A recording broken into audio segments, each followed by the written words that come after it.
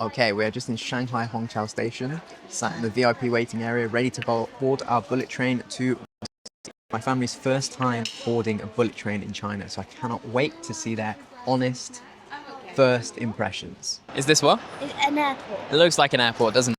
We're looking for gate 21. I think there's 30 gates. So let's go and find gate 21.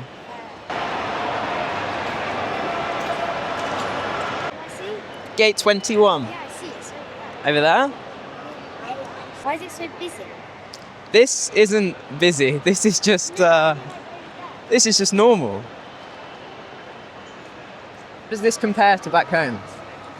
It's quite like our local one at Long right now. You won't get some happy.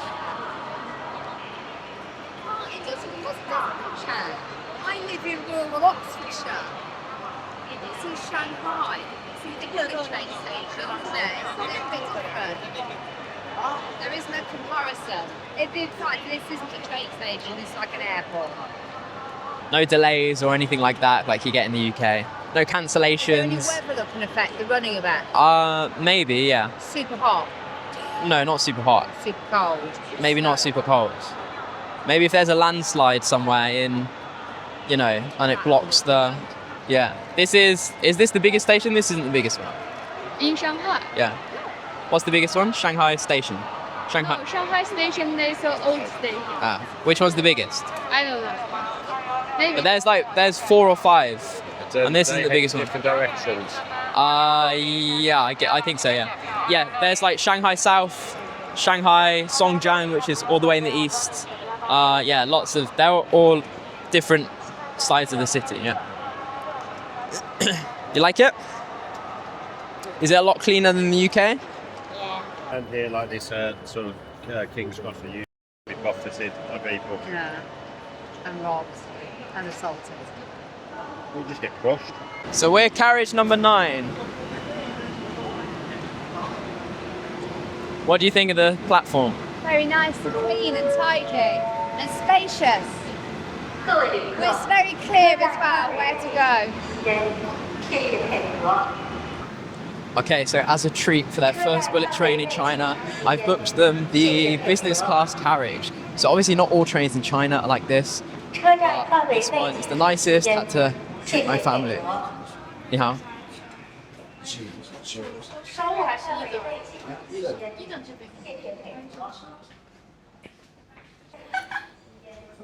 You gonna come in or what?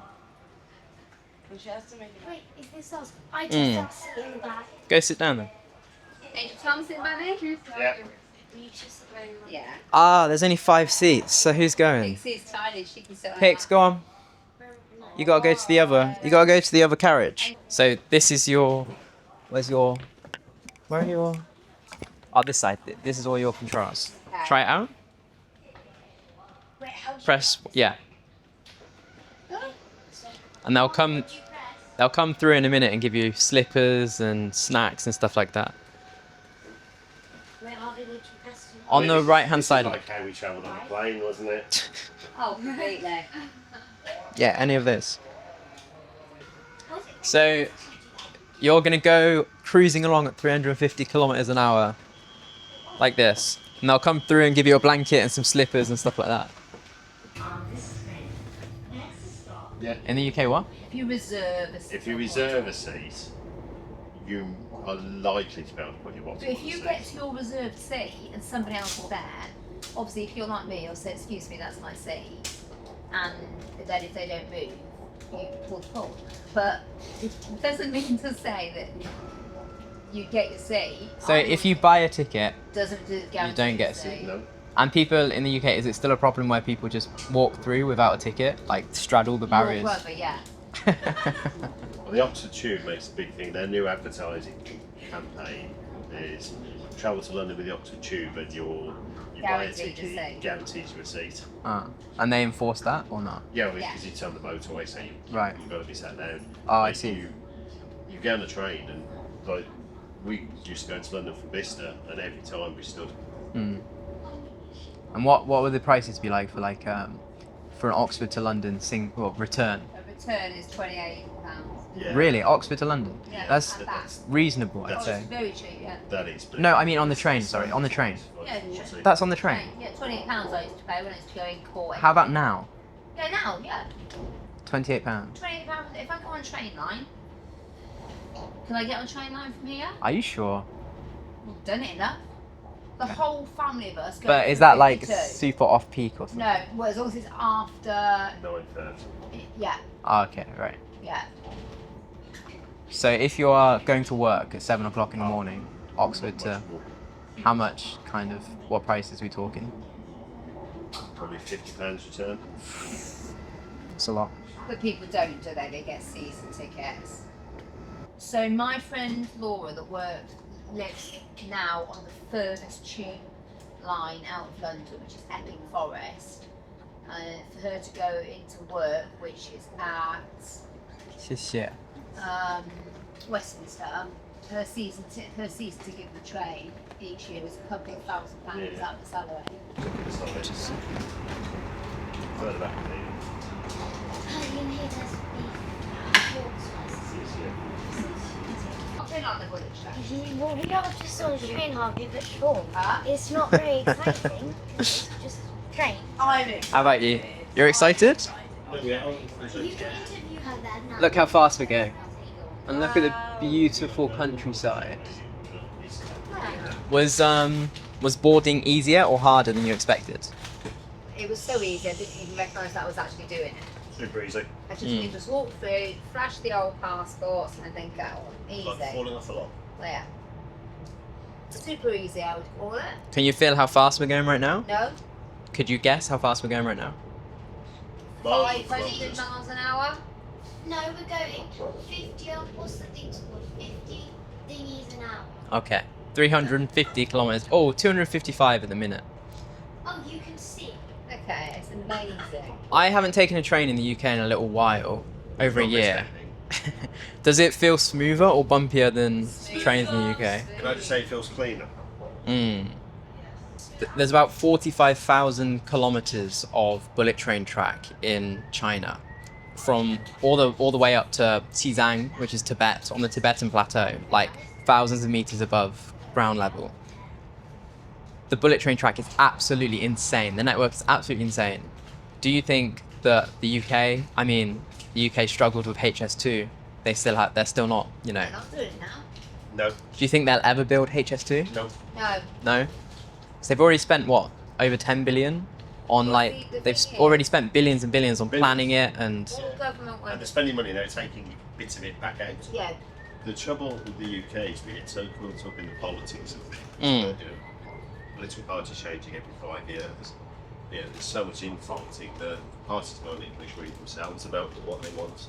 And then the government changes, and then literally they try to raise everything's happened before and start again. yeah. Infrastructure projects like the Elizabeth line was 2 years behind. That's the closest to this we're going to get. China doesn't have that problem because obviously it has central planning, so they can just decide what to do and It happens. implement it. Do you think that's a good system that China has? I was interested then when you said that they can decide what to do and it just happens. And is the general consensus of the public that they trust the central planning?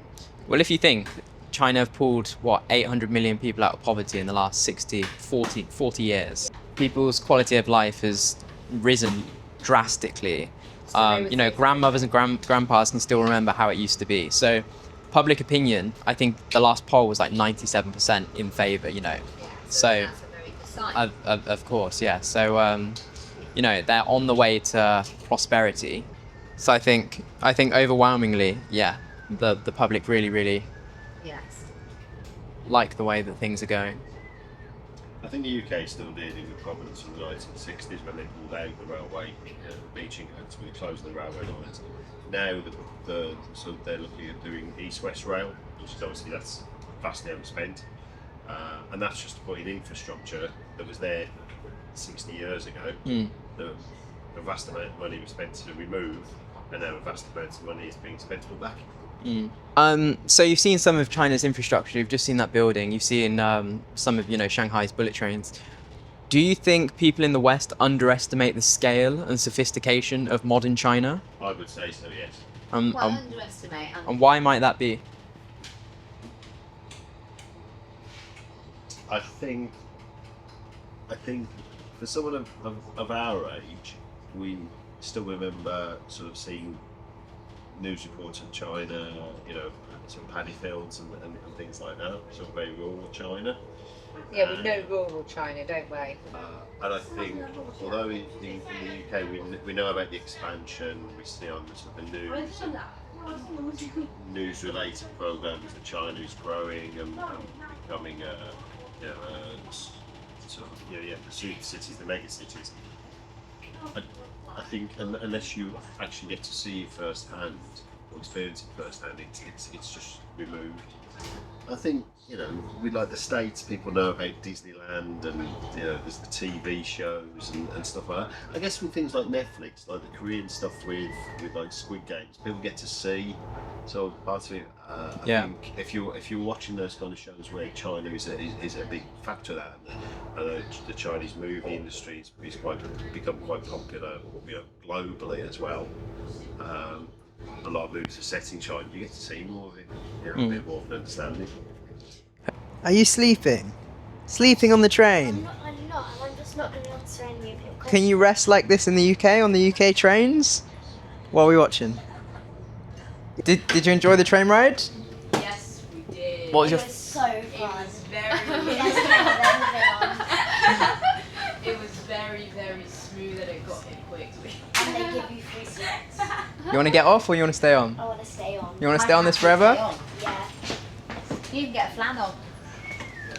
Okay, journey over. Safe to say they thoroughly enjoyed it. Now on to Wuxi Grand Buddha. Let's go. What do you say? I said I'm never going on any other form of transport again. So that means when we go to Beijing next week, we need to get the VIP tickets again. That's the only way I'm going to Beijing.